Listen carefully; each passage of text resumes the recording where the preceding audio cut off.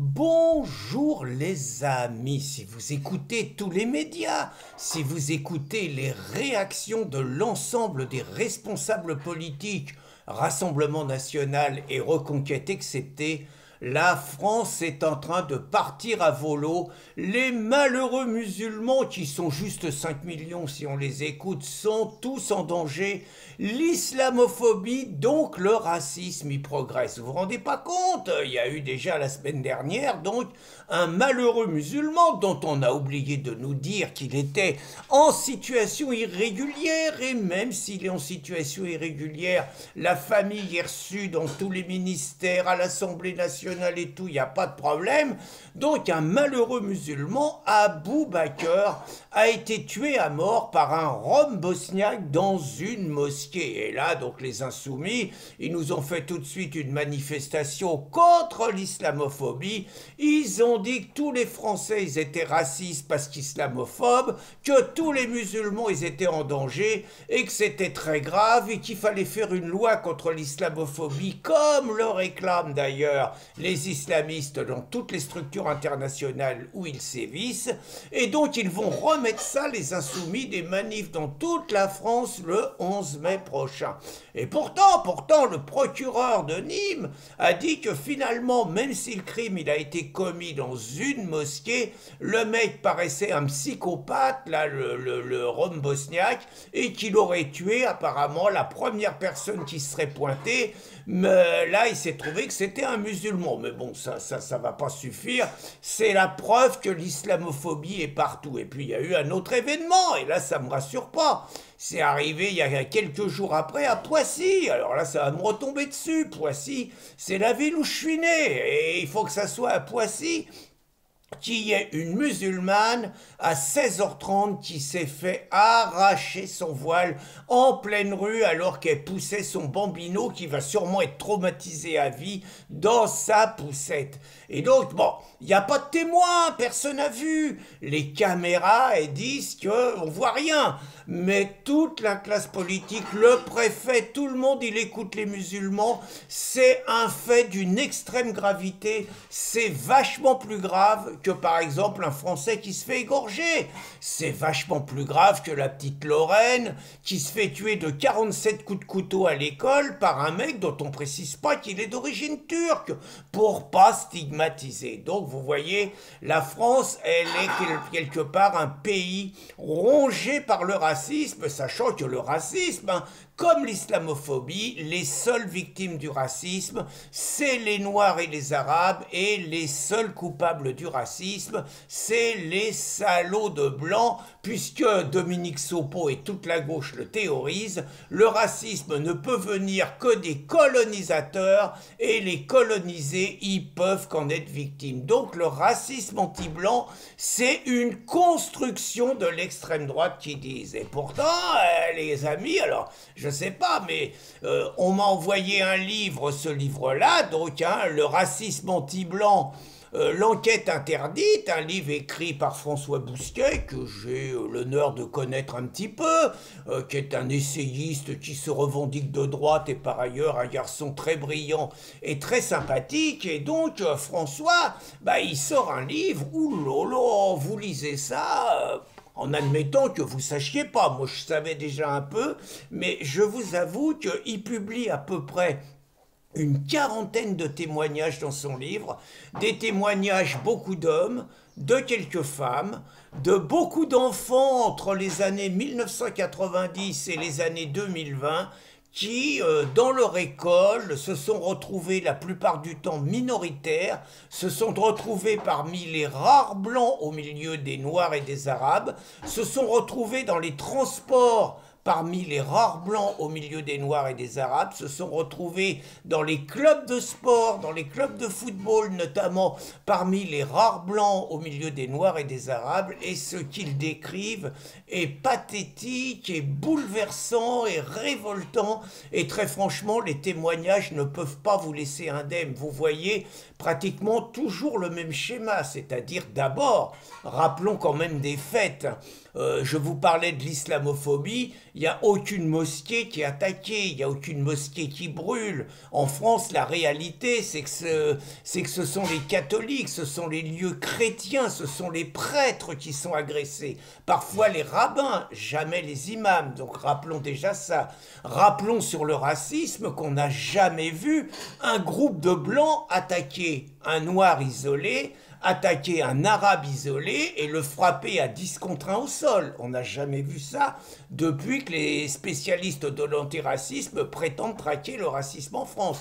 On n'a jamais vu en France, c'est quand même bon de le rappeler, des zones où les blancs, où les noirs et les arabes sont interdits, et des zones qui sont tenues par les blancs qui leur interdisent. Par contre, on sait pertinemment qu'il y a des endroits où un blanc seul, même si c'est un insoumis, qui vient tout seul, il est sûr de ressortir en lambeaux et même sûrement sur une civière s'il n'est pas préparé. Mais ça, dans le quotidien, dans les journaux, on ne parle jamais de ça. Le petit blanc insulté, agressé, maltraité, racketté, la petite blanche parfois frappée et violée, jamais elle aura la parole sur les médias et même CNews est assez discret sur ce sujet. Donc que nous dit François Bousquier? Il nous livre des témoignages et très franchement quand on voit ça, on est obligé de se poser des questions parce que ça remonte aux années 90 et on est obligé de se dire mais est-ce que mon gosse aurait connu des situations pareilles et est-ce que ça m'aurait échappé? Vous voyez, on tombe un peu dans un truc où on se dit les témoignages sont tellement nombreux, tellement convergents qu'on se dit est-ce que mon petit-fils aujourd'hui il n'est pas victime de ça? Parce que ce qu'on constate quand même c'est que les gosses ils sont abandonnés. Ils sont souvent, déjà ils ont la honte parce qu'ils se font taper dessus, cracher dessus, piquer leur portable, piquer leur fric et tout. Et puis ils se défendent pas tout simplement parce que comment vous pouvez vous défendre quand vous êtes un contre 10? Donc il y a un sentiment de honte, pas l'envie d'en parler aux parents, vous voyez. Il y a également un sentiment de culpabilité. C'est-à-dire que si j'en parle aux parents, c'est quand même des Noirs et les Arabes qui sont des agresseurs, ils vont dire que je tiens un propos raciste. Ils sont abandonnés à l'école, les surveillants veulent pas voir et les enseignants pensent d'abord à sauver leur peau avant de s'intéresser à celle des élèves, et la hiérarchie scolaire, que ce soit les directeurs d'école ou les CPE, à de rares exceptions, ont plutôt tendance à expliquer aux petits blancs qu'on prenne plein la gueule que si ça leur arrive, c'est de leur faute, qu'ils n'ont pas les bons codes, qu'ils n'ont pas la bonne attitude, et ils défendent les agresseurs et enfoncent les agressés. C'est quand même ça la réalité qui est vécue par des gamins, par nos gamins depuis 30 ans, et je vous ai vu une vidéo de Damien Rieu qui a fait un travail exceptionnel, hein. C'est pas parce qu'on a eu des conflits sur Calac et tout que Damien Rieu, il a vraiment des témoignages exceptionnels. Je crois qu'il a été un contributeur important de ce livre, et Damien, dès 2014, expliquait ce qu'était le quotidien du petit blanc. Il était dans les régions de Lyon, parce que là, les témoignages, c'est surtout banlieue parisienne, banlieue lyonnaise, banlieue marseillaise, c'est surtout ça.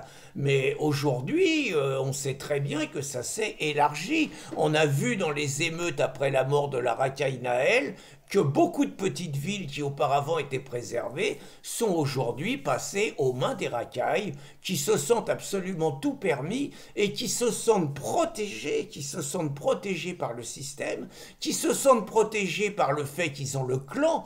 Et il y a des témoignages bouleversants où des mecs, vous avez trois sortes d'attitudes de mecs.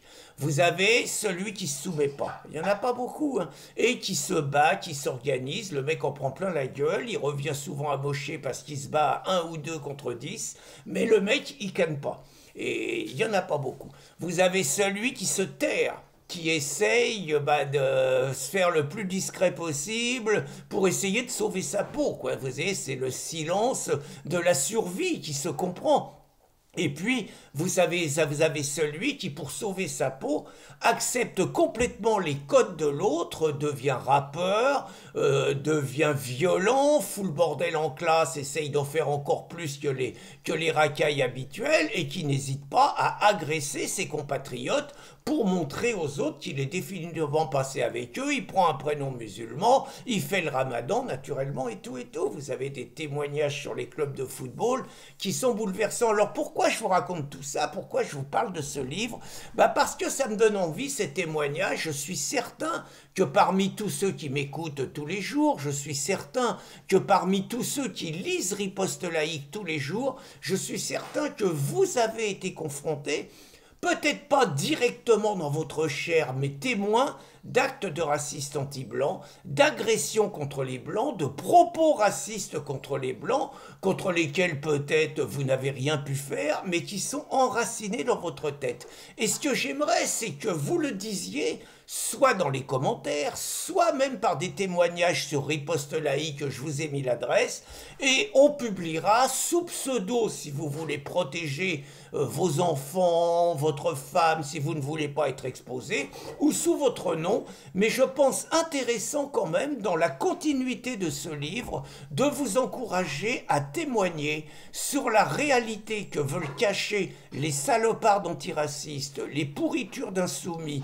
les vendus journalistes qui passent leur vie à nous culpabiliser.